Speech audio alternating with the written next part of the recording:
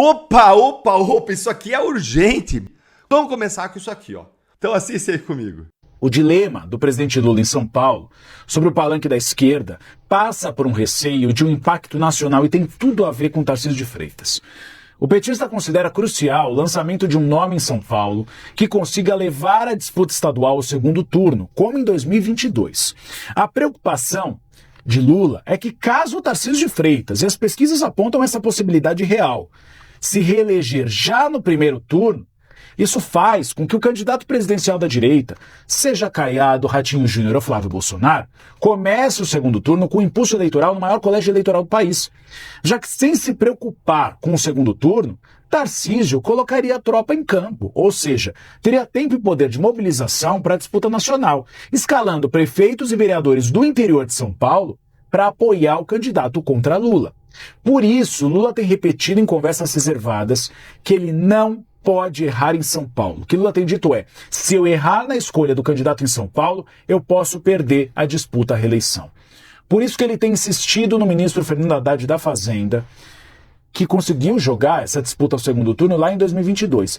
Só que Haddad resiste a ser candidato, isso não é novidade para ninguém, isso já está irritando o Lula, inclusive. O plano B do presidente, caso não consiga convencer Haddad, são os ministros Simone Tebet do Planejamento e Márcio França do Empreendedorismo. Nessa viagem que fez ao Panamá ontem, Lula chegou a conversar com Tebet, mas ele não tomou uma decisão final. Por quê? Porque ele aguarda o resultado de 2 pesquisas eleitorais, já registradas no Tribunal Superior Eleitoral, que devem ser divulgadas nos próximos dias, para tomar essa decisão sobre as expectativas de voto de Haddad, Tebet e Márcio França. Nem mesmo dirigentes petistas acreditam em uma vitória contra Tarcísio em São Paulo. Mas a questão aqui não é ganhar São Paulo, mas é impedir que a disputa estadual catapulte a direita no âmbito nacional. Consolidada a candidatura do Flávio Bolsonaro, né, e anunciada aí a terceira via com possivelmente Ronaldo Caiado ou Ratinho Júnior, né? E aqui eu faço minha última observação. Muito estranha esta terceira via, né? Porque na mesma semana em que anuncia que o PSD terá candidato, o próprio PSD admite, né, anuncia que não fechará a questão, né? Eu passei o dia me lembrando, sabe de quem, Vitor?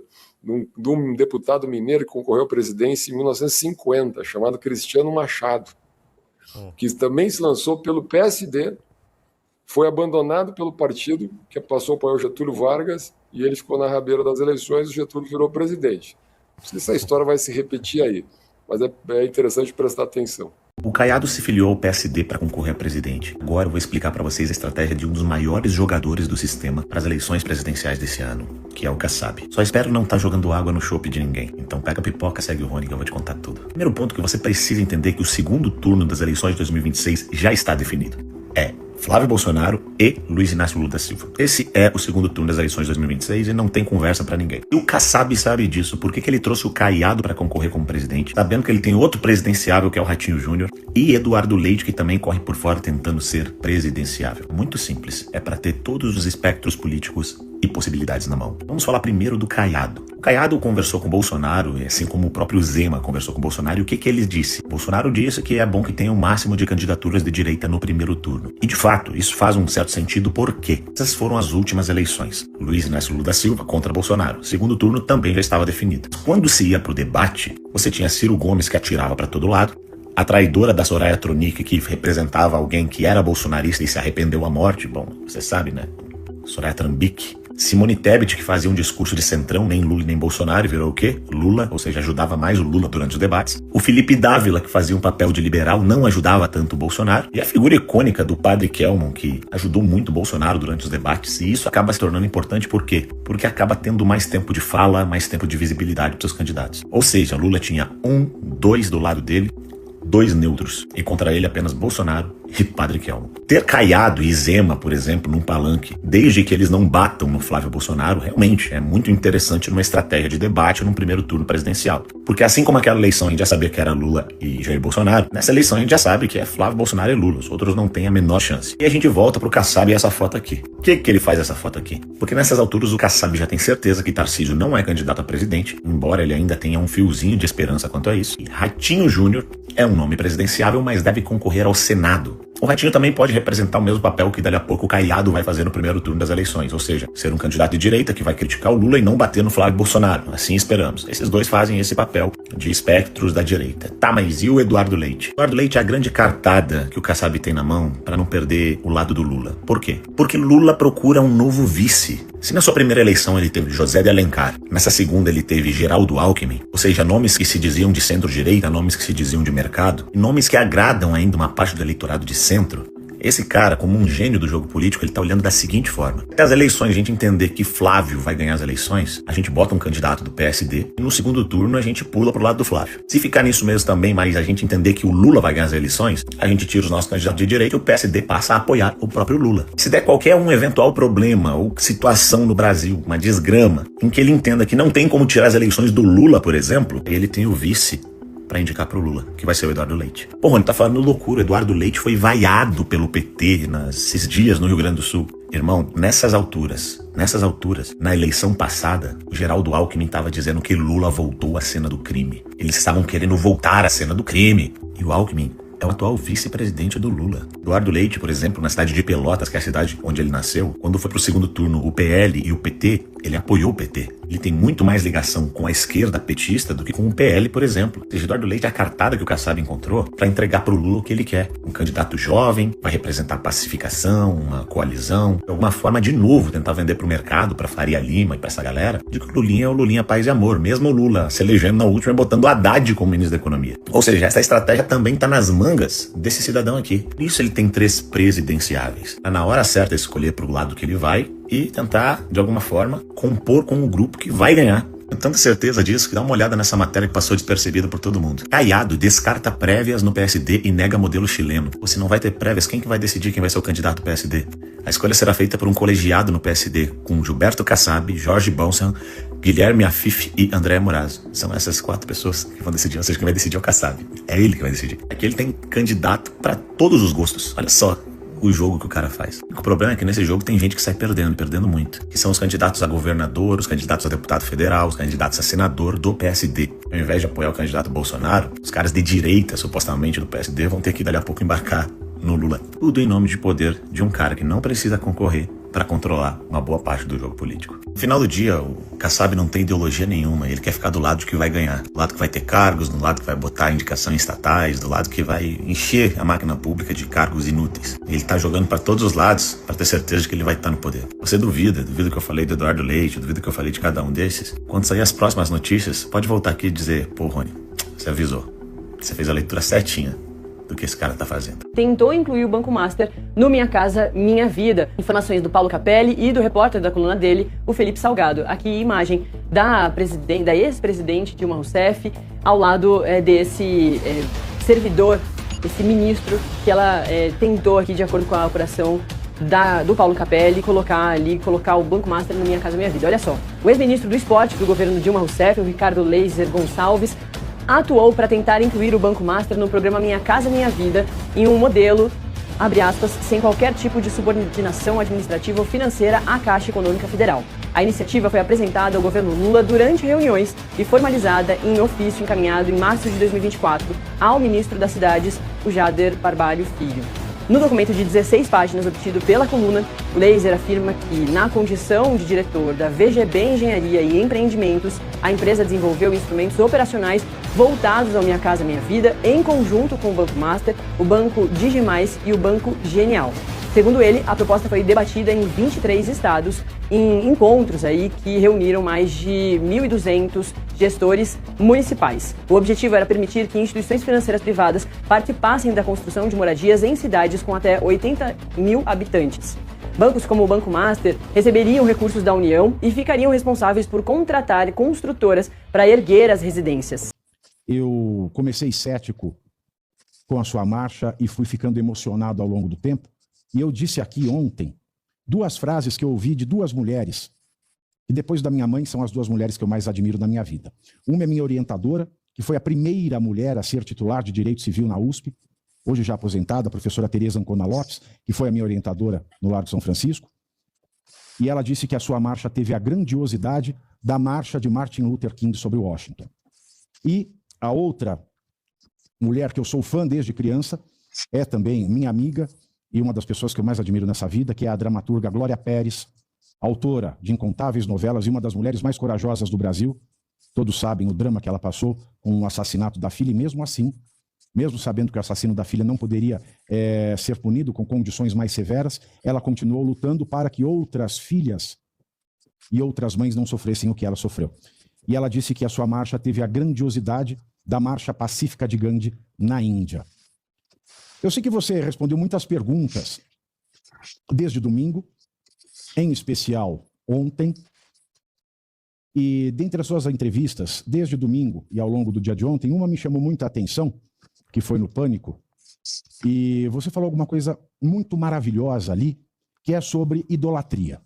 O pastor Caio Fábio, ele fez um post nas redes sociais, um pouco acusatório. Nós rebatemos juridicamente a acusação do Caio Fábio, ontem aqui no Metrópolis, no Pavio Curto, porque ele dizia da irresponsabilidade de um ato sob chuva, e ele falava que aquilo era um sinal de fanatismo religioso e político. E nós deixamos aqui a nossa opinião clara. Para nós aqui, desse programa, foi uma manifestação de quem sabe que o hino da independência nos exorta a dizer: longe vá, temor servil.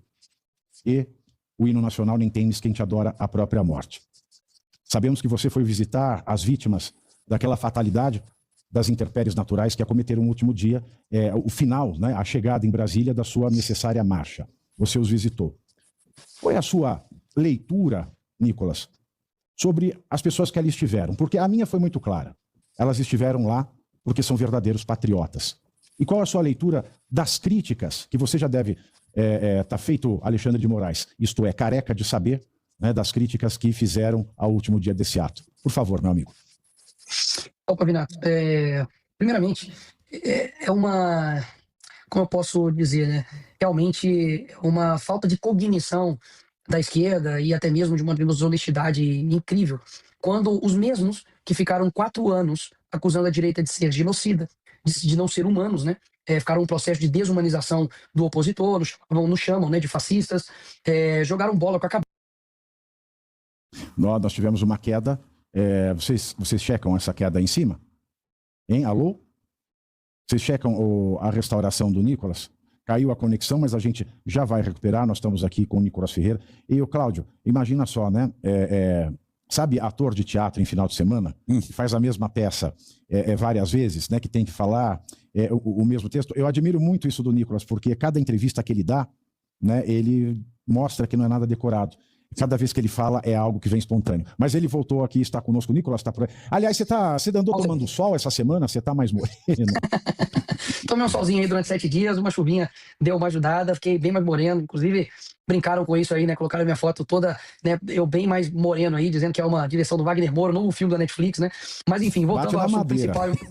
Não, bati aqui. Se fosse o Capitão Nascimento, tudo bem. Mas a vida real, realmente, eu passo. Mas voltando ao que é o fundamental. Os mesmos, né, que ficaram nos acusando durante 4 anos, né, de fascistas, desumanizando, né, os opositores, no caso nós, nos chamando, né, de genocidas, são os mesmos que estão se colocando agora como solidários às pessoas que eles, se pudessem, matariam. Essa é a realidade. A ideologia da esquerda, no fim das contas, é para eliminar seus opositores, né? Não é à toa que tem vários influenciadores aí de esquerda que já pregaram isso abertamente, né? Em podcasts, em entrevistas, de que, olha, se for necessário a gente matar pela revolução, fazer o quê, né? Deve ser muito bom ser de esquerda nesse país, né? Porque você tem liberdade de expressão. Agora, se é de direita, aí você já arranjou um grande problema. Então, o primeiro passo é esse. Segundo ponto, já ocorreu, por exemplo, morte em 2021 de uma criança de 9 anos no acampamento MST. E eles não colocaram a culpa no MST. Inclusive, hoje me enviaram uma reportagem de um ato político que ocorreu, né, do Lula durante a campanha sob forte chuva, e ainda assim, né, disseram ali que não, eles estavam ali firmes e fortes mesmo sob debaixo de chuva e continuaram o ato. Então, isso daí, né, que este pastor disse, na verdade é uma cegueira, né, ideológica tão grande que mostra que, olha, quando for do meu lado, eu vou abraçar e vou acolher, quando for do outro, eu vou colocar todo o peso do meu julgamento, porque é uma pessoa que eu não concordo. E eu não tenho dúvidas alguma, Pavinato, que se tivesse ocorrido algum óbito, a esquerda estaria pedindo a minha prisão. E se tivesse ocorrido algum óbito, eles estariam comemorando. Porque sem isso acontecer, eles já comemoraram e colocaram na conta de Deus, como se Deus tivesse enviado um raio para poder punir aquelas pessoas que estavam ali. Inclusive, eles bateram palmas para uma pessoa que estava orando antes, né, do ato final, o céu já estava bem nublado, já estava com formação de nuvem, ou seja, dava para saber que ia chover, né? Desse jeito é fácil pedir relâmpago, né? Quero ver chegar lá no sol lá do Nordeste e pedir para poder chover trovoada. Aí sim eu passo a acreditar. Mas nesse caso, há uma pessoa pedindo para que caíssem trovões em cima das pessoas que estavam caminhando, de forma ordeira, pacífica, não por 30 minutos, por 7 dias. E essas mesmas pessoas estavam aplaudindo esta pessoa, basicamente, como se eu pedisse para Deus mandar uma doença para um opositor meu. Então, assim, aquilo que pode parecer ser algo muito ruim, né? Como, óbvio, um trovão em cima das pessoas que gerou problemas para elas físicos. Tem um ponto nisso. Evidenciou um lado. Nunca foi tão fácil escolher um lado. Ou você está do lado daqueles que compadece, solidariza com quem tomou um trovão, um incidente natural, não foi causado por irresponsabilidade, negligência, imperícia da nossa parte, ou você vai ficar do lado daqueles que estão comemorando e até mesmo desejariam a morte de uma pessoa só porque ela discorda de você em ideias. O medo hoje em alguns ministros do Supremo é que aconteça a mesma coisa que aconteceu com o Clezão. E aí a preocupação deles não é se Bolsonaro vai morrer, mas o que se Bolsonaro morrer, né, a morte de Bolsonaro pode causar para a imagem do Supremo, para a pauta do impeachment, para a eleição de 2026, porque eu tenho certeza que vários deles iam ficar felizes da vida se Bolsonaro batesse as botas. Aí a turma da Malu Gaspar, né, foi o Rafael Moraes Moura que escreveu essa nota, fala que, segundo relatos obtidos pela equipe da coluna, o ministro Gilmar Mendes ajudou a convencer o Dom Pedro III a receber Michele em seu gabinete no último dia 15, e o próprio Gilmar, que também conversou com Michele, tem expressado reservadamente apoio à prisão domiciliar por conta dos problemas de saúde de Bolsonaro. Lá atrás, quando teve a ida de Bolsonaro para Papulinha, eu disse a vocês que tiveram pessoas que não apareceram na imprensa, mas que estavam se movimentando nos bastidores. Falei que uma delas falou com o Fux, eu não falo com o Moraes, mas vou falar com o Gilmar para falar, né, em meio que meu nome, porque a situação, bicho, não dá. Indicado ao cargo pelo ex-presidente, Cássio Nunes Marques também já disse a Moraes que apoia a prisão domiciliar, tanto no entorno bolsonarista quanto no Supremo e entre autoridades do governo do Distrito Federal, a quem tema um desfecho similar ao de Clériston Pereira da Cunha, que estava preso preventivamente na Papuda devido aos atos golpistas do 8 de janeiro e sofreu um mal súbito durante banho de sol na penitenciária. Ele já tinha problema de saúde, já tinha, inclusive, um pedido da PGR falando, pô, beleza, pode sair daí. E a decisão ficou lá parada. Era só uma canetada do judiciário. E não deu. Mataram o Clezão. Então, a preocupação é essa. Então aí, o tempo tá passando. E o sofrimento continua. Mas vindo aqui agora para a questão realmente do Banco Master, a CPMI do INSS convocou o Paquito. Veja só. Semana que vem já, dia 5, é isso mesmo, dia 5. CPMI do INSS convoca o Paquito para depoimento dia 5. Será que vai chegar com habeas corpus em mão? E olha só, posso estar enganado. Posso estar realmente enganado. Mas, me colocando no lugar do Paquito, eu não pediria habeas corpus. Ou até pediria, mas faria a questão de falar muita coisa. Em silêncio, eu não ia ficar. Porque ele tá naquela situação. Ninguém da imprensa me colocando um microfone na boca dele. Ele vai ter uma oportunidade de falar com o Brasil inteiro, de falar o que ele quiser, sobre o assunto que ele quiser, não é porque faz uma pergunta para ele sobre INSS que ele não pode responder, sei lá, sobre Banco Central, dentre outros assuntos. Então, eu acho que o interesse maior do Paquito ficar calado são de pessoas que possam ter o rabo preso com o caso do Banco Master do que do próprio Paquito. A pergunta é se não vai aparecer alguma medida aí nos próximos dias impedindo ele de prestar depoimento. Tipo assim, não, ele não pode dar depoimento, que isso aí pode atrapalhar o rumo das investigações. E aí o judiciário brasileiro proíbe ele de depor. Depoimento de Paquito no CPMI do INSS tratará apenas de questões relacionadas a consignados do Master, diz o presidente da comissão. Consignados. E essa parte do consignado já rodou um tempo atrás e muita gente falava do consignado, com crédito sexta, fala do PT na Bahia. O presidente da CPMI do INSS defende que Vorcaro seja obrigado a falar. Eu acho que ele quer falar, viu? Ave Maria. Mas voltando lá, né? Consignado, PT na Bahia. Jacques Wagner já foi na imprensa falar. E se Vorcaro delatar, estou tranquilo e calmo. Eu não sei, mas eu acho estranho um político do PT vir a público sem ninguém perguntar nada pra ele se declarar que ele não deve, não teme. Eu acho estranho. Normalmente você fica quieto. Mas tá ali, né? Jacques Wagner narrou entrevista na Rádio da Bahia, negociação pela venda do crédito sexta Augusto Lima, ex-sócio do banqueiro. O senador teria indicado o Guido Mantega para a posição de consultoria no Banco Master e também o Ricardo Lewandowski. Aí, Raul Pereira, amiguinho do Lula, fala de aproximações perigosas. O governo tenta impedir que se faça uma CPI sobre o Master, que virará tema eleitoral, queiram ou não os governistas. Pode não ter CPI, mas vai entrar na eleição o caso do Banco Master. As investigações, não só as oficiais, mas as dos jornalistas também, mostram uma proximidade muito perigosa do entorno de Lula com o banqueiro Daniel Vorcaro. A começar pelo ex-ministro da Fazenda Guido Mantega e pelo ex-ministro da Justiça e Segurança Pública, né, e ex-ministro do Supremo, Ricardo Lewandowski, que foram para o Banco Master a pedido do governo. O líder do PT, senador Jacques Wagner, admitiu ter sido ele quem indicou os dois, porque Lula tinha um compromisso moral com Mantega, depois de não ter conseguido colocá-lo na Vale. Acabou arranjando um lugar aparentemente muito bem remunerado no Master. Dizem que ele ganhava cerca de R$1 milhão por mês.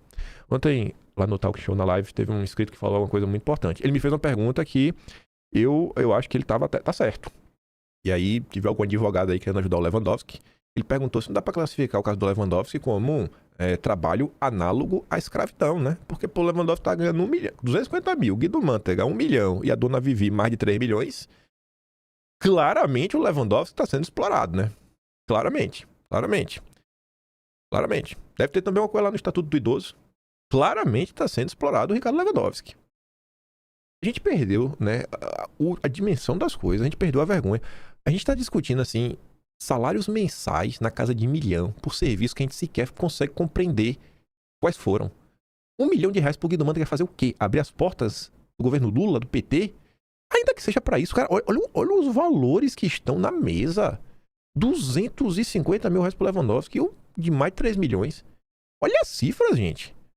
Olha as cifras, sabe? 1 milhão na política já virou besteira já. Nem choca mais.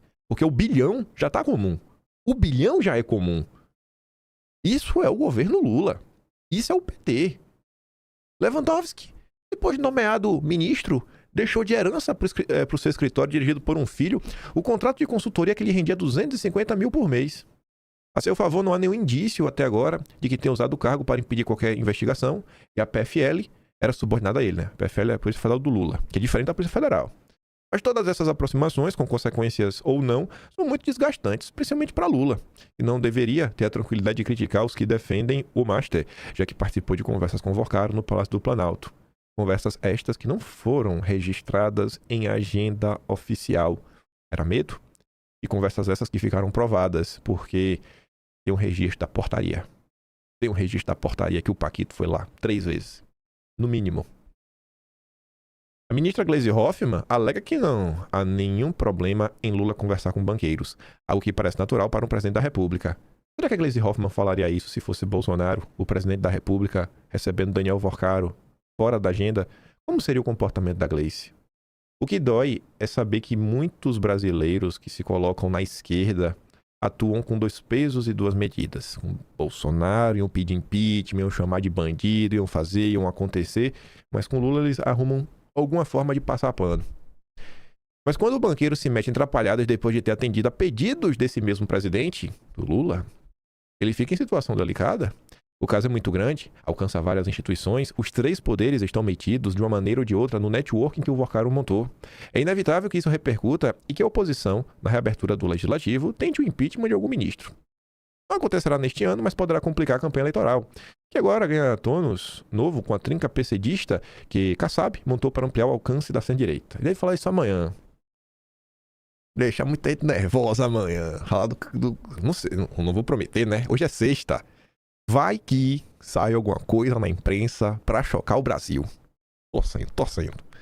O Master se revela grande demais para ter sido liquidado, se defende por meio das relações que Vorcaro teceu no mundo corporativo e institucional brasileiros e tenta se salvar. Nunca houve tentativa tão ampla, com participação de tanta gente influente para salvar um banco. Isso mostra a grandiosidade do esquema que se aproxima perigosamente do Palácio do Planalto no ano eleitoral. Por isso, o governo tenta impedir que se faça uma CPI sobre o Master que virá tema eleitoral, queiram ou não os governistas. Vou colocar aqui só um questionamento que eu vi na rede social. Foi Rodrigo Maciel. Não lembro, mas ele estava apontando uma coisa que foi o seguinte, né? A compra do Master foi pelo BRB, o Banco do Estado do Distrito Federal. Dá para chamar de Estado, Distrito Federal? Independente disso. Isso aconteceu quando o Ibanez era governador. E o Paquito falou que se encontrou com o Ibanez. Só que o Ibanez só voltou a ser governador poucos meses antes dessa compra ocorrer. Porque o Ibanez, ele estava afastado pelo 8 de janeiro. E quem foi que afastou o Ibanez do cargo no 8 de janeiro? E quem foi que permitiu que Ibanez voltasse ao cargo pouco tempo antes dessa compra do BRB pelo Master? Eu não sei. O que eu sei é que o Estadão hoje está falando que a turma do Lula, que os petistas, estão tentando fazer o país de bobo. Algumas autoridades importantes de Brasília querem fazer os brasileiros se convencerem de que nem sempre um bicho que tem pé de porco, orelha de porco, rabo de porco, barriga de porco, focinho de porco, olho de porco, tudo de porco é mesmo porco. Por exemplo, ao contrário das aparências, dizem esses próceres da República, não há nada de errado quando o escritório de advocacia de um ministro da Justiça presta serviços para um banco investigado pela Polícia Federal que está sob o comando desse ministro. Também não há nenhum problema quando o ministro do Supremo decide comandar um inquérito sobre esse tal banco, mesmo tendo parentes possivelmente envolvidos no caso. Por fim, não há nada demais quando o escritório de advocacia da mulher de outro ministro do Supremo é contratado por esse mesmo banco, com remuneração milionária, para representá-lo junto ao Banco Central, ao Congresso, atividade típica de lobistas, não de advogados. Ora, francamente, o possível envolvimento de autoridades de altíssimo escalão com o Banco Master, protagonista de um dos maiores escândalos da história recente, já seria suficientemente grave.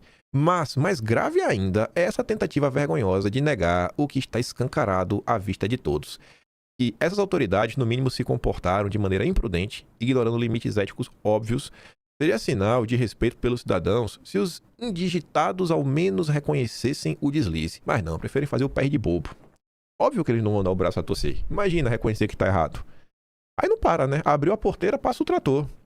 É espantosa a naturalidade que Lewandowski tratou da vigência do contrato de consultoria jurídica firmado entre seu escritório de advocacia e o Banco Master no período em que ele já era ministro da Justiça e Segurança Pública, ao justificar que se afastou da advocacia para ingressar no governo federal, deixando a banca aos cuidados da mulher e do filho. Lewandowski insultou a inteligência alheia. Não deveria ser difícil identificar um problema ético quando o núcleo familiar do ministro, responsável por órgãos centrais do sistema de persecução penal e de controle financeiro do país, recebe dinheiro do principal investigado no caso Master, que é o Daniel Alvorcaro. Já o Toffoli, por exemplo, ainda não se dignou nem a esclarecer os negócios de seus irmãos, com o cunhado do Paquito, o que deveria ser suficiente para determinar sua suspeição no processo. Seu colega, Dom Pedro III, por sua vez até hoje não disse uma palavra convincente sobre o contato da mulher. Em vez de constranger os seus pares a recobrar o prumo em nome da honorabilidade da instituição que preside, o senhor Edson Fachin jamais tratou do contrato da mulher de Moraes, classificou como regular a atuação do Toffoli frente ao caso, que nem deveria estar no Supremo caso. Já o decano, Gilmar Mendes, defendeu Toffoli, amparando-se no entendimento da PGR, de resto omisso, segundo o qual nada justificaria o impedimento de Toffoli. Para o procurador-geral Paulo Gonet, o aparente envolvimento direto de irmãos do ministro no caso não tem relevância alguma. No entender de Gilmar Mendes, essa conclusão de Gonet reafirma a maturidade do sistema constitucional brasileiro. Aí eu pergunto, abrindo aqui um parênteses no Gonet, vocês lembram como era o tratamento que a imprensa dava para o Aras? Era o engavetador oficial da República, porque o Aras não estava levando para frente a perseguição política que tentavam fazer contra o bolsonarismo. Era o engavetador oficial da República. Será que a gente não está numa situação que o Paulo Gonet deveria ser tratado, no mínimo, no mesmo nível por essa mesma imprensa, no mínimo do mesmo nível? E aqueles setores, em especial da isentosfera, MBL, Nando Moura, que falavam que era o petista na PGR, o Paulo Gonet é o quê? Eu não vejo uma palavra, não vejo uma ofensa, não vejo um adjetivo. Eu só estou cobrando coerência. Cadê a coerência? Cadê a coerência da galera? Infelizmente, grande parte dos brasileiros não sabe nem quem é Augusto Aras. Não sabe nem quem é Paulo Gonet. O denominador comum desses episódios é a naturalização de gritantes conflitos de interesses e a recusa sistemática dessas autoridades a prestar contas à sociedade como se pairassem como entidades acima dos controles republicanos. O Supremo precisa pôr a mão na consciência e voltar a ser respeitado como instituição vital para o regime democrático. Quando alguma das mais altas autoridades da República oferecem um silêncio ou explicações que ferem um bom senso sobre suas relações com um banqueiro que hoje só não está preso por causa da rede de proteção que teceu em Brasília, é sinal que a bússola moral está variada, tá? Mas e aí? E se não reconhecer? E se não tiver explicação, continuar em silêncio? Vai fazer o quê? Antigamente eram 9 pessoas que escreviam os editoriais do Estadão, né? Parece que não, o que escreveu pedindo impeachment não devia estar de férias, né? Quando escreveu isso daqui. Eu acho incrível como eles falam, sabe? Veio o Merval, veio o Estadão. E eu quero saber a solução. Qual a solução? Qual a solução? A gente não pode tratar como trata assim, sei lá, filho, neto, ó. Chamei a atenção uma vez, na terceira, a viola vai cantar. Não pode ser assim, porque são alguns anos já, né? Cobrando coerência, autocontenção, explicações. Mas vamos continuar. Eu falei que esse escândalo do Master, ele segue crescendo para diversas áreas, frentes diferentes. Tá muito longe do pico do Mandetta. Turminha técnica, parece aí que tem que dar algumas explicações, viu? A técnica talvez tenha falhado. Master, diretor, diz que Banco Central sabia das carteiras podres vendidas ao BRB desde março de 2025. Eita, poxa. Metrópolis teve acesso ao depoimento do diretor de fiscalização do Banco Central, Ailton de Aquino. Aí o Vinícius pergunta, rapaz, por que o Banco Central independente demorou tanto para agir em relação ao Banco Master? É um questionamento que fica ainda mais importante e urgente depois do comentário aqui do INEC lá da Band. Troquei a capinha do meu celular, né? Acho que eu vou comprar outra, na verdade. A minha tá toda quebrada aqui, ó. Um buraco aqui que cortou. Mas essa capinha anterior era melhor. Ela tem um negócio aqui, porque quando eu derrubar o celular, ela tinha uma borracha aqui dentro. Essa não tem. Comprei barato, né? Aí me arrependi, eu comprar outra. Gastar R$1 a mais. É mais caro se eu tiver que consertar meu celular. Mas cadê aqui, ó? Olha o que o INEC questiona sobre a velocidade do Banco Central. Bom, como a gente vê, tem muito o que investigar no escândalo do Banco Master. A negociação com o BRB é um ponto, os tentáculos com o poder também rendem, com o poder, com os parentes dos poderosos. Mas tem um lado desse escândalo que, mesmo sem ter natureza policial, tem que ser explicado para a sociedade. O Master, ele surge da compra de um banco que já existia. Isso. E ele cresceu comprando mais 5 bancos incorporados ao grupo. Todas essas compras foram aprovadas pelo Banco Central, ou seja, Daniel Vorcaro foi 5 vezes ao Banco Central e todas as vezes ele saiu com um banco novo, 5 vezes. As últimas compras foram em 2024, quando o Master já espalhava CDBs na praça a preços exorbitantes e começava a ficar com o nome na boca do sapo. Como o Banco Central não viu naquela época e só se mexeu depois da negociação com o BRB. Estranho, né? Era o Banco Máxima. Aí foi comprando vários bancos, virou Banco Master. E toda vez que batia na porta do Banco Central, sai de lá com um banco novo. Estadão se debruçou sobre isso, né? Campos Neto sabia dos problemas do Master, mas evitou intervir no banco. A editorial de hoje do Estadão, inclusive, sobre isso. Eles montam até uma linha do tempo com algumas decisões do grande Roberto Campos Neto, que eu desprezo profundamente. Aí ela até pergunta, né? Por que Campos Neto escondeu a situação do Banco Master? Boa pergunta, viu? E aí, a atuação do Campos Neto fica ainda mais estranha quando Cláudio Dantas traz aqui alguns relatos. Relações perigosas. O elo entre Campos Neto, o Dedé do BTG e o liquidante do Banco Master, que foi o Renato Dias de Brito Gomes. O que é que o Dantas comenta sobre isso, né? Ela pega a nota escrita. Botei aqui só para ter a cara do cidadão. O Estadão manchetou hoje, né, que Roberto Campos Neto sabia dos problemas de liquidez do Banco Master, mas resistiu à liquidação. O que o jornal não disse, e eu acho que ainda pesa... Eu acho que é até pior, sabe? Eu acho que o que o Estadão disse já é grave. O que o Cláudio Dantas vem falar, acho que piora 10 vezes. Mas enfim, o que o jornal não diz é que o ex-presidente do Banco Central deixou seu pupilo, Renato Dias de Brito Gomes, para fazer o serviço. Renato é apontado em diferentes reportagens como herói da Globo e benfeitor de André Esteves, do Dedé. Mas entrou na autarquia pelas mãos de Campos Neto, mesmo sem ter qualquer experiência anterior na área. É uma decisão técnica, não pode questionar. Quem bancou a indicação no Senado foi o MDBista Fernando Bezerra Coelho, então líder do governo. Já na ocasião, chamava a atenção o currículo de Renato Brito, que até ali reunia apenas experiências acadêmicas, um mestrado na PUC, um doutorado em Illinois e uma licença de supervisor de pesquisas em economia da Universidade de Toulouse-Capitole, na França. 0 experiência de mercado, nem como agente, nem como regulador. Nunca nem trabalhou de caixa. Ainda assim, assumiu o comando da diretoria de organização do mercado financeiro, uma caneta mais poderosa do que o próprio presidente. Hoje, isso está mais evidente. Com a canetinha, Renatinho barrou a compra do Master pelo BRB, multou o Master ao menos 2 vezes, redigiu a regra que restringiu o uso do FGC, desenquadrando o banco e forçando-o a buscar recursos nos RPPS, impediu a solução de mercado prestes a ser sacramentada com essa caneta, determinou o afastamento do Paquito dos negócios e a venda urgente de ativos bilionários para o BTG.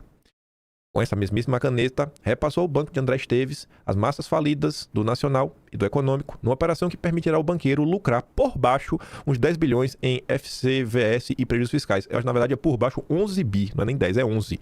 É pouca coisa, é só um bilhão, é só um bilhão. Um bilhão tá normal, né? É só um bilhãozinho, gente. O que é um bilhão? Um bilhão é troco, né? Nem faz diferença na vida de ninguém. Você conseguiria parar de trabalhar com um bilhão? Mas enfim. Maravilhoso, maravilhoso. Vale lembrar que, em 2019, o banqueiro cometeu uma indiscrição. Tá falando do Roberto Campos Neto. Ao comentar com... Desculpa, ele tá falando aqui do André Esteves, né? O André Esteves cometeu indiscrição ao comentar com clientes VIPs que o então presidente do Banco Central, Roberto Campos Neto, havia lhe telefonado para perguntar sua opinião sobre a taxa Selic. Liga o Bob. Dedé? Sei que você é um cara muito inteligente. Vejo o Ciro Nogueira falar muito bem de você o tempo todo. Dedé? Quanto você acha que eu deveria colocar a Selic, Dedé? O episódio levou o Senado a convocar o Campos Neto para explicações. E aí Fernando Bezerra atuou para transformar a convocação em convite, reduzindo a pressão e desgaste sobre o caso. Pelo visto, o ex-presidente do Banco Central acabará tendo de dar novas explicações sobre sua relação com André Esteves, além dele própria e do ex-diretor. Foi publicada a matéria pelo Diegas Costegui, longuíssima. A gente basicamente passou um vídeo inteiro só falando de única matéria longuíssima, trazendo vários e vários pontos. E assim, todas as confusões que o Master fez.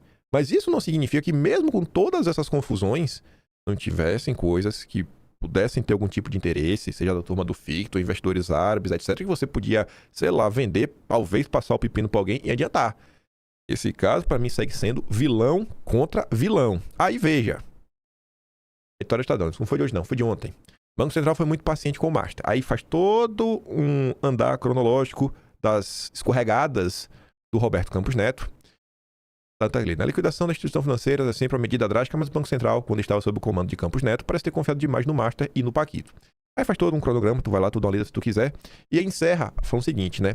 Se o Banco Central tivesse sido mais rígido com o Master desde o início, o escândalo não teria chegado ao nível que chegou, nem envolvido a autoridade do Executivo, do Legislativo e do Judiciário.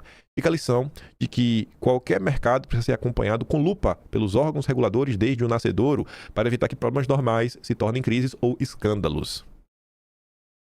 Aí vê só. Olha o Banco Central aí. 100% técnico. 100% técnico. Banco Central abre investigação interna sobre o caso Master. Em meio à sindicância, chefes do Departamento de Supervisão Bancária entregam os cargos. Estranho isso, hein? Abriu investigação e o cara toma meu cargo. Em meio ao avanço dessa investigação, Bellini Santana e Paulo Sérgio Neves de Souza, que comandavam o Departamento de Supervisão Bancária, o DESUP, entregaram seus cargos. E na matéria lá sobre que o Diegas Costegui fazia, que trazia muitos pontos que inclusive eram abordados também pela defesa do Paquito, tanto o Bellini quanto o Neves de Souza e a turma da DESUP tinham um papel chave nas críticas que estavam sendo feitas em relação à atuação do Banco Central. Renato aprendeu, tá ali, ó, 100% técnico.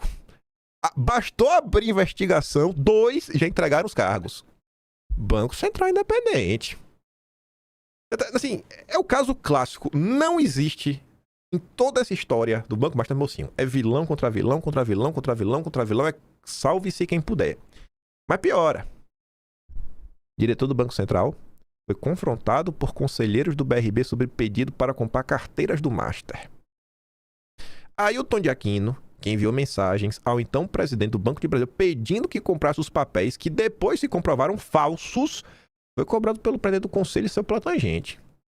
De acordo com 4 pessoas envolvidas com o episódio e que falaram com a condição de não terem seus nomes revelados, Aquino, que enviou mensagens ao presidente do BRB pedindo para comprar as carteiras de créditos que depois se descobriu serem fraudadas, justificou-se dizendo que o Master enfrentava problemas de liquidez. Imagina, esse aqui não entregou o cargo não. Até onde vai o pico do Mandetta no caso do Banco Master? Aí a gente tá falando de um órgão regulador, Banco Central. Tem que ter atuado desde o início, né? Não é o que diz aqui o Estadão? Tivesse atuado desde o início, podia ter dado problema, né?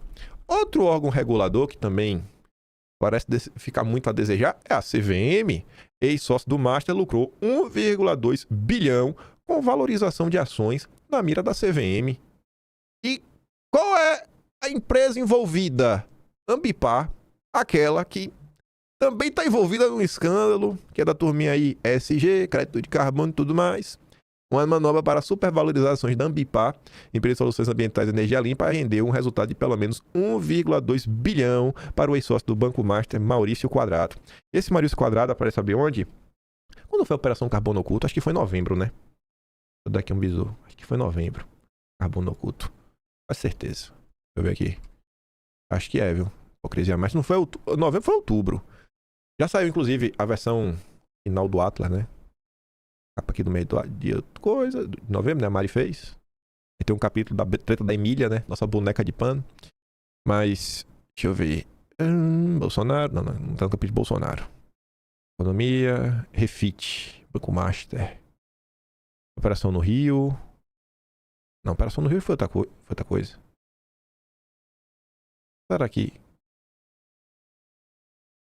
Aqui já são dos escândalos já. A Operação Carbono Oculto acho que foi antes ainda. Eu quero mostrar para me falar desse Maurício Quadrado. Deixa eu perguntar aqui pro Google, né? Operação Carbono Oculto. Quando foi a Operação Carbono Oculto? Deixa eu ver o mês. 28 de agosto. Nossa, foi agosto. Pera aí, então. Meu Deus do céu. Agosto. Deixa eu ver qual era a capa. Era o Ser contra Bolsonaro. Isso mesmo. Ser contra Bolsonaro. Magnitsky. Consórcio. Mas será que tá no dia de setembro? Carbono Oculto. Deixa eu ver se vai. Não tá aí não. Ah, não, tá aqui, ó. Já viu esse jogo? 28/8. Tá aqui, ó. Carbono Oculto. Deixa eu voltar.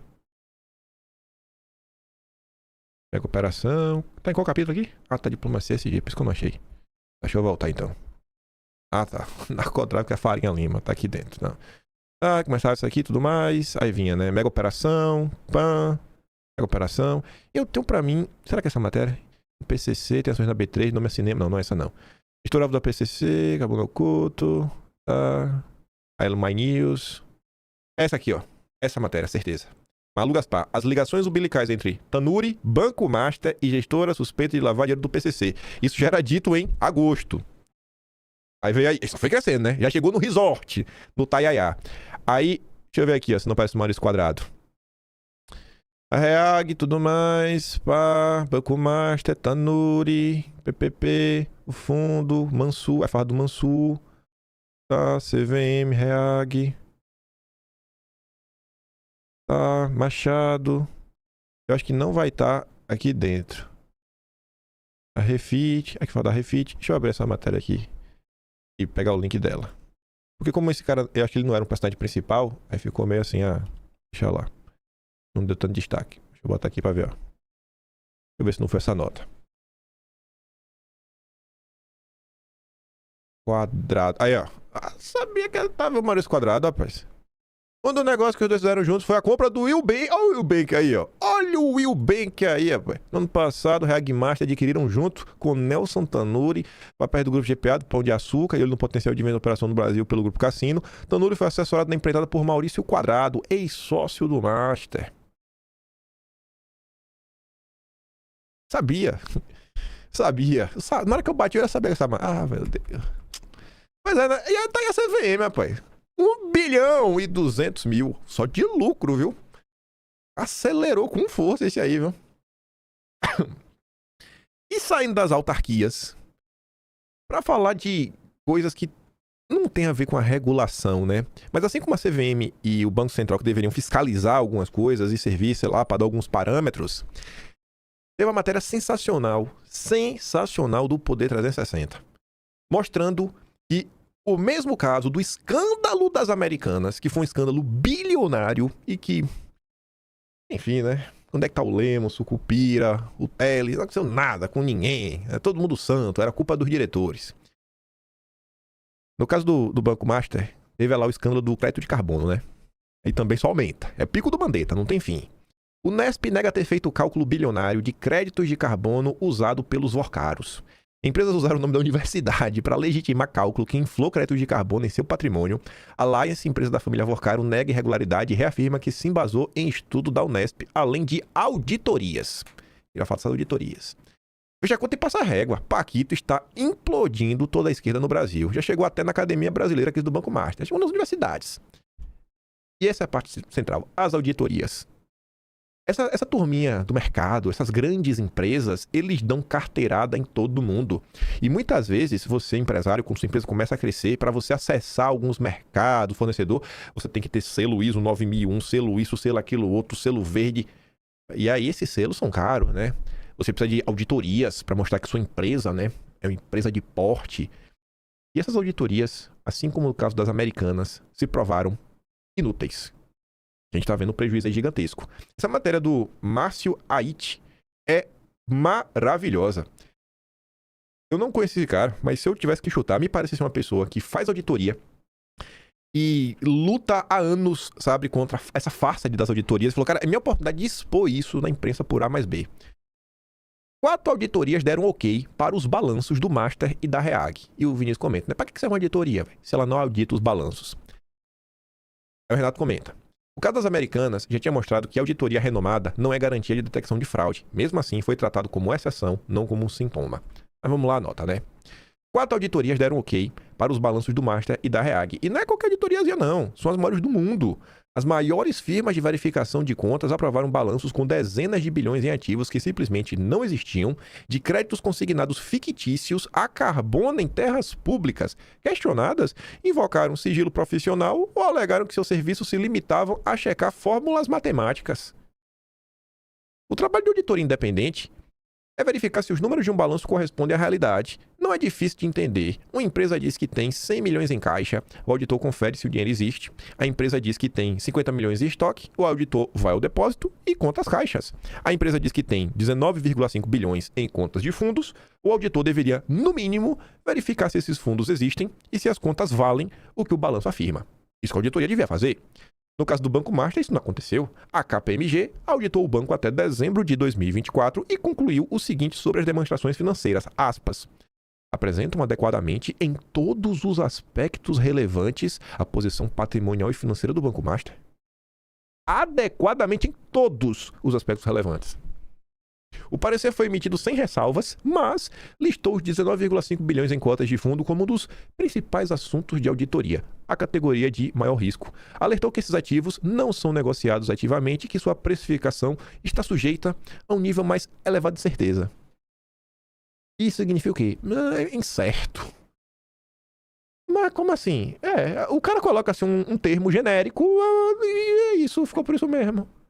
A PwC assumiu o trabalho em 2025. O primeiro balanço do primeiro semestre nunca foi publicado. A liquidação veio antes. Questionada pelo Poder 360, a PwC respondeu: por questões de confidencialidade e regras de sigilo profissional, a PwC não está autorizada a comentar temas relacionados aos nossos clientes. Meses depois, quando o Banco Central decretou a liquidação, descobriu que parte desses ativos era fictícia. Não se tratava de incerteza quanto ao preço, como as auditorias escreveram.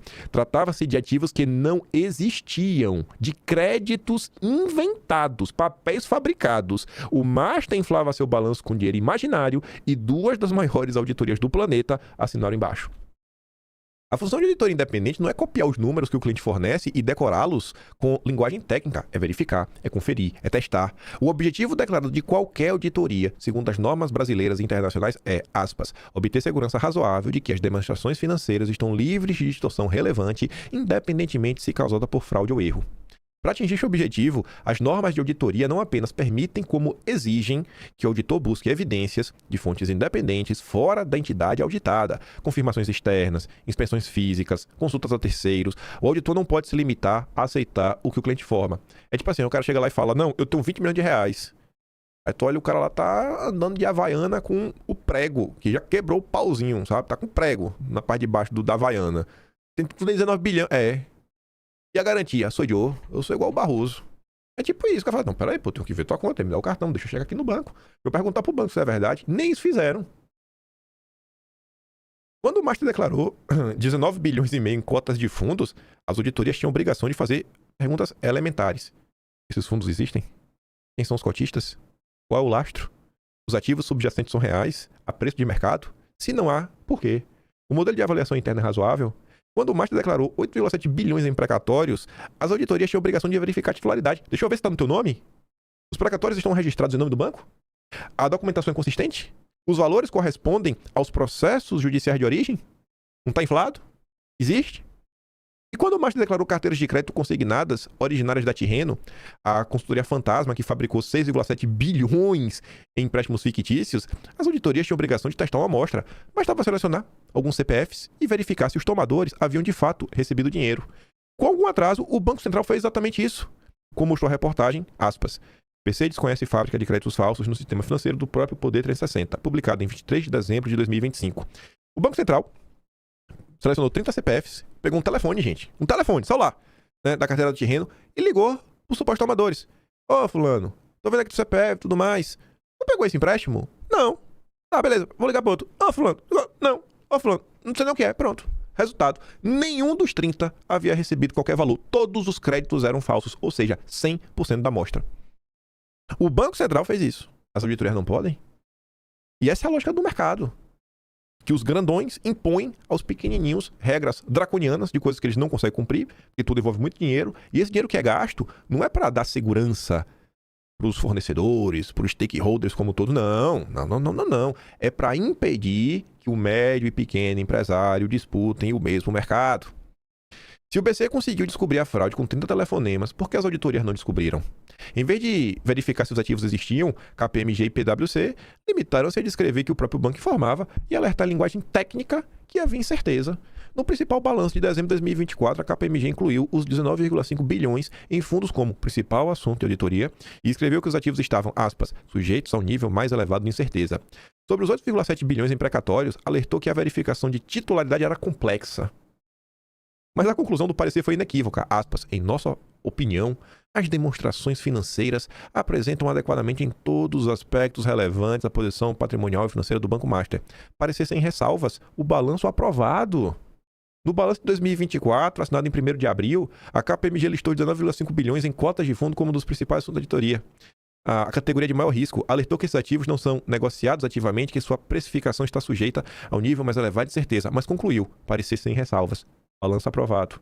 A PwC assumiu a auditoria em 2025, o balanço do primeiro semestre nunca foi publicado, a liquidação veio antes. A diferença entre o que as auditorias escreveram e o que de fato ocorria é abissal. As auditorias falaram em incerteza de preço, como se o problema fosse apenas calibrar o valor de mercado. O problema real é que os ativos nem existiam, não havia preço a discutir porque não havia ativo a precificar. É como se um perito avaliasse um imóvel e falasse: não sei quanto é que vale essa casa, e a casa nem existe, a casa é um terreno baldio. O caso do Master não é isolado. As grandes auditorias desenvolveram ao longo dos anos um repertório de expressões técnicas que permitem alertar sem reprovar. Aspas, incerteza quanto ao preço, por exemplo. Outra, complexidade na verificação. Ou, julgamentos e estimativas da administração. São frases que, lidas por especialistas, acendem alertas, mas que, na conclusão do parecer, não impede aprovação. O Brasil já viu esse filme antes.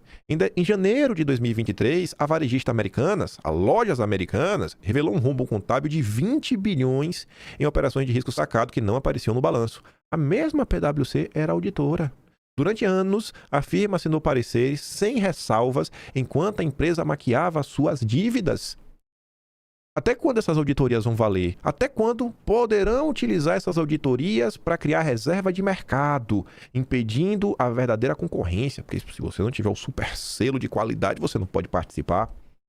Quando o escândalo estourou, a PwC invocou o mesmo argumento que usa agora. A responsabilidade pelas demonstrações financeiras é da administração. A auditoria apenas verifica com base nas informações fornecidas. Esse argumento é falso. As normas de auditoria exigem que o auditor busque evidências de fontes independentes, não só aceite o que o cliente fornece. A auditoria só verifica o que o cliente mostra, não é auditoria. É carimbo decorativo, uma formalidade cara que não protege ninguém. Aí fala do crédito de carbono. O Banco Master não operava sozinho. Por trás do banco havia um ecossistema de fundos geridos pela REAG.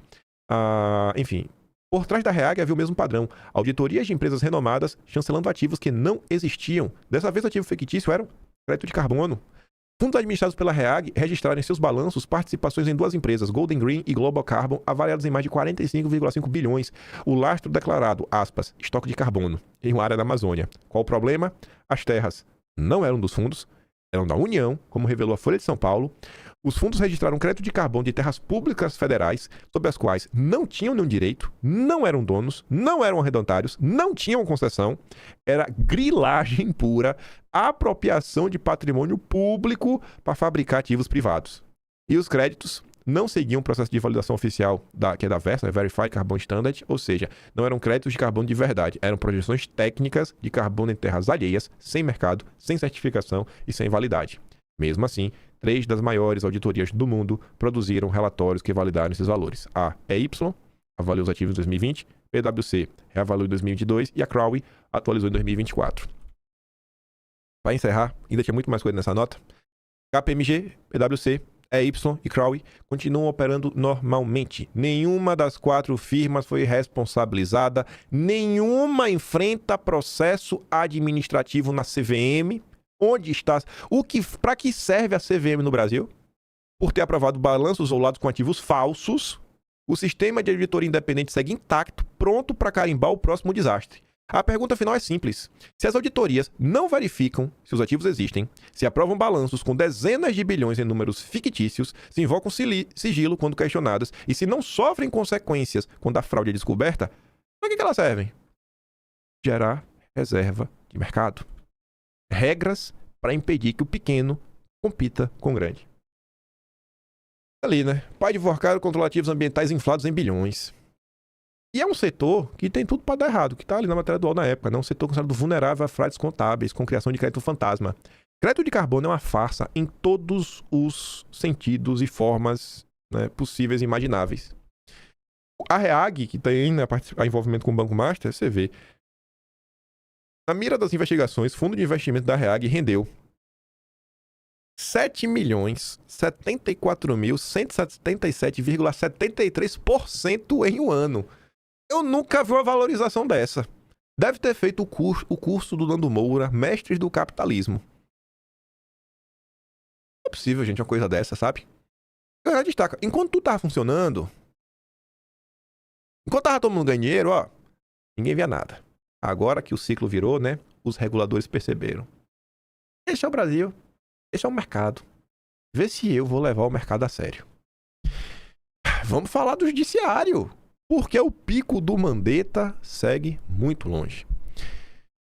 Sobre a questão lá dos influenciadores, do Banco Master, devemos ver nos próximos dias muita confusão. Toffoli autoriza e Polícia Federal abre inquérito para investigar a atuação de influenciadores contra o Banco Central. Internamente, a gente da PF que acompanha o caso já chama o esquema de gabinete do ódio do Paquito. Veja só, né?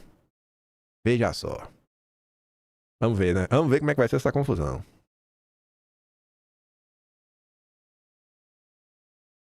Eu não sei como descrever isso daqui, né? Eu acho que o povo é meio burro da cabeça. Você vê que tava claro que a parada dos influenciadores ia dar ruim. Já tava claro. Aí me vem a turma do BRB, envolvida nos canos, que ia comprar o Master, né? Pra fazer um evento com influenciadores pra se explicar sobre o caso Master. Eles já estão vendo que a polícia tá indo pra cima e eles dobram a meta. Não, vamos chamar de novo aqui os influenciadores. Agora. A reunião tava marcada no início do mês que vem, final desse mês agora. O pessoal mostrou os e-mails. O BRB recorreu a influenciadores digitais para tentar conter os danos à sua imagem após a repercussão do caso envolvendo o Banco Master. A instituição marcou um almoço com criadores de conteúdo com o objetivo de apresentar sua versão dos fatos e orientar quais informações deveriam ser repassadas. A coluna teve acesso ao convite enviado, no qual o banco afirma que serão compartilhadas, aspas, informações relevantes sobre o que realmente está acontecendo. Após o encontro, os participantes deverão publicar stories com o conteúdo apresentado, que também serão repostados nos perfis oficiais do BRB. Segundo o próprio convite, a iniciativa busca ampliar o alcance da narrativa do banco, explicando as medidas de contenção de danos e ações de recuperação adotadas para que os convidados divulguem as informações de forma transparente e objetiva a seus seguidores. E pediram cotação. Quanto é que você cobra pra fazer isso? O povo pede pra ser investigado, sabe? É o Brasil, velho. Os caras são burros também, viu? Aí, rapaz, tem uns senadores aí, o Eduardo Girão e o Magno Malta, que eu acho que eles não estão batendo bem na cabeça. Estão cutucando a onça sem vara. Não é com vara curta, não. É sem vara. Estão botando a cabeça dentro da boca da onça. Senadores pedem quebra de sigilo bancário e fiscal da mulher de Dom Pedro III. Rapaz, isso aqui é perigoso. Viu? Sou um democrata. Vocês estão São muito democráticos, viu? Isso é postura de bolsonarista. Sou contra. Eu estou falando para vocês o que a imprensa noticiou. Estou ao lado da democracia.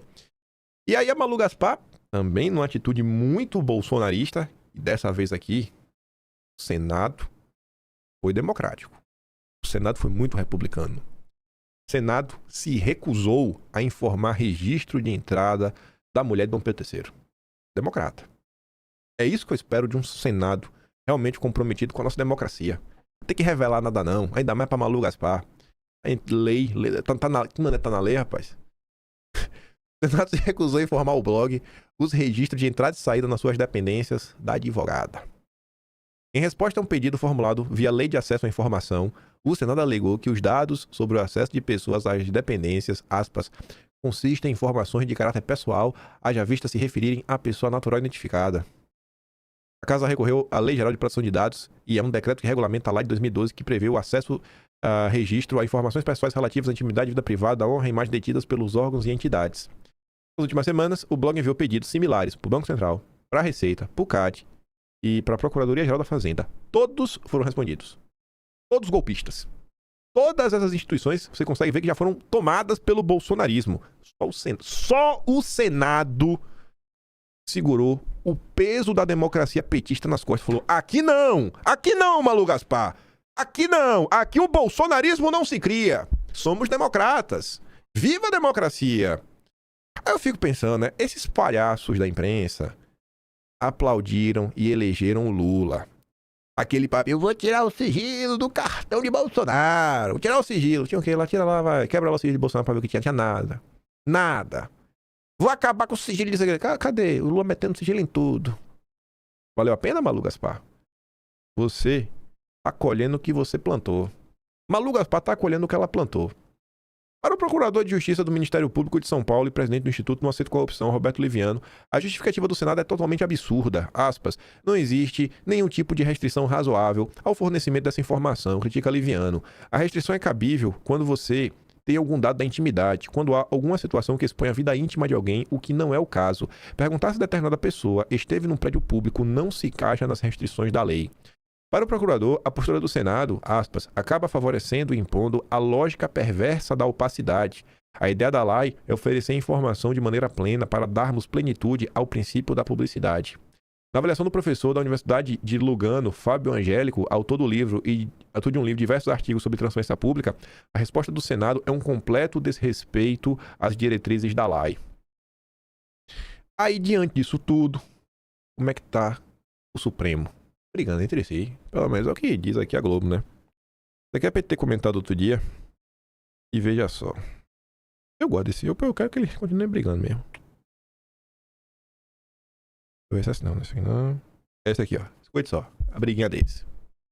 Existe dentro do Supremo muita tensão em torno disso, porque já não é de hoje que o Supremo está dividido, a gente sabe, e essa questão do Código de Conduta dividiu novamente o Supremo. Você tem uma ala representada ali, capitaneada pelos ministros Gilmar Mendes, Alexandre de Moraes e do próprio Dias Toffoli, que não quer ouvir falar de Código de Ética e está se sentindo pessoalmente atacado por isso. A gente vê nos bastidores esses ministros querendo também colocar o faquinho no jogo, dizendo se tiver Código de Conduta, nem o faquinho sobrevive. Esse é o jogo interno dos bastidores. E a gente vê uma outra ala do Supremo dizendo que toparia Código de Ética. Alguns ministros dizem que tem que ser depois da eleição. Isso não existe, né? Se você esperar para a eleição, aí sim o Supremo vai virar personagem da eleição. Mas, e que diz que o ministro Fachin está muito fechado, porque o jogo ali está complicado. Tem muita tensão interna no Supremo. Então, toda vez que o ministro Fachin dá entrevista e que fala em ataque, e que fala em toda essa conversa sobre o papel do Supremo no pós-guerra, nada disso está em discussão. A gente reconhece o papel que o Supremo teve, por exemplo, agora no julgamento do 8 de janeiro, ou da trama golpista. O que o ministro Fachin está fazendo é pagando um pedágio para quem não quer que ele fale em Código de Conduta para poder dizer o que ele tem a dizer a seguir.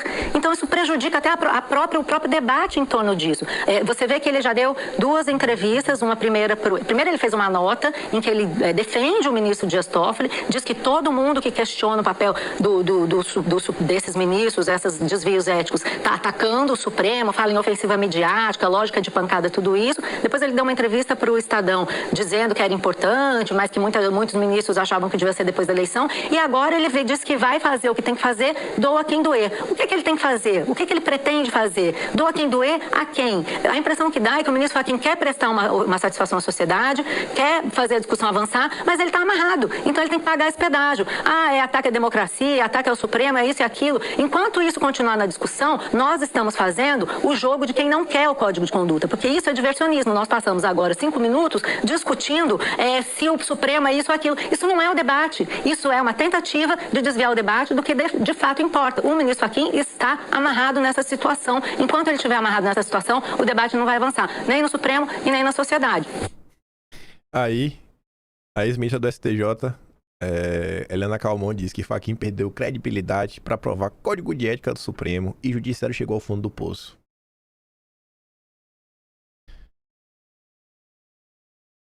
Tem mais coisa pra falar pro vídeo ficar muito grande, né?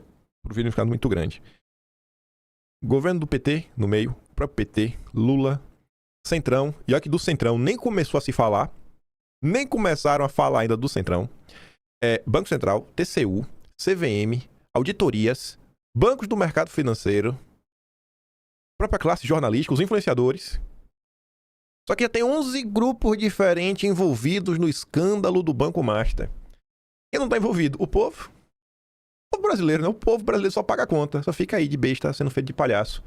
Assim, é surreal o que é a era Lula 3. É surreal o que essas pessoas estão fazendo frente a seus cargos.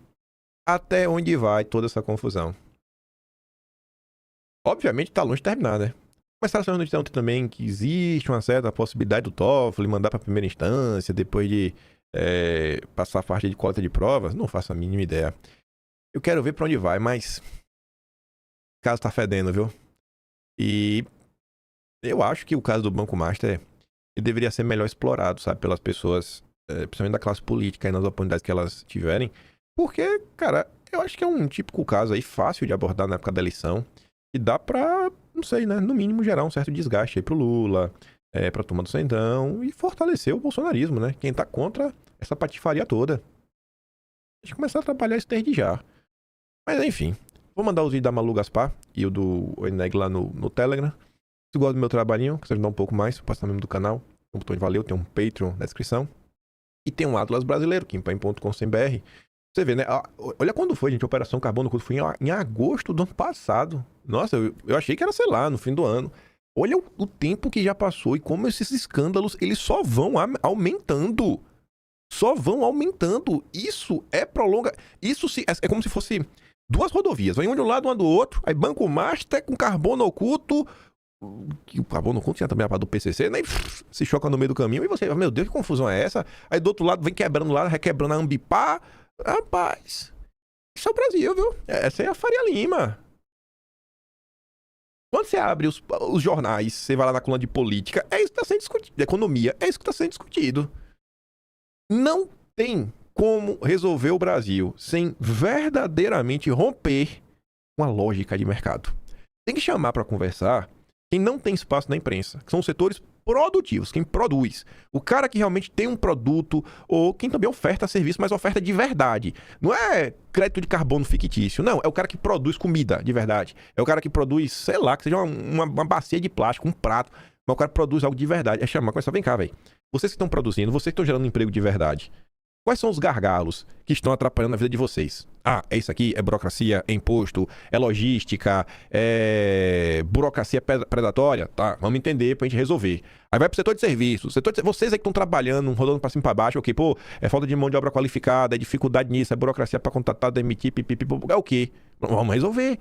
Não dá pra continuar esperando as respostas, vindo dessa turminha que só faz falar de ajuste fiscal. Nossa, temos que cuidar do PIB, meu Deus, a Selic. Ele tá aí, ó, enriquecendo a 15% por ano. Eu fico imaginando qual país as elites conseguem ganhar tanto dinheiro sem trabalhar como é no Brasil. Não dá, tem que romper com essa lógica de mercado. Amanhã voltaremos. Se o Banco Master deixar, falamos bastante aí sobre eleições, Caiado, Kassab, Júnior, Eduardo Leite, Flávio Bolsonaro. Mas vai depender, né? Vamos ver o que é que nos espera aí. O dia de hoje, sexta-feira, normalmente não decepciona, né? Fé em Deus, algum jornalista vai trazer um babado forte. Mas fiquem na paz de Deus. Grande beijo e abraço. Tamo juntos. Valeu, meus amigos.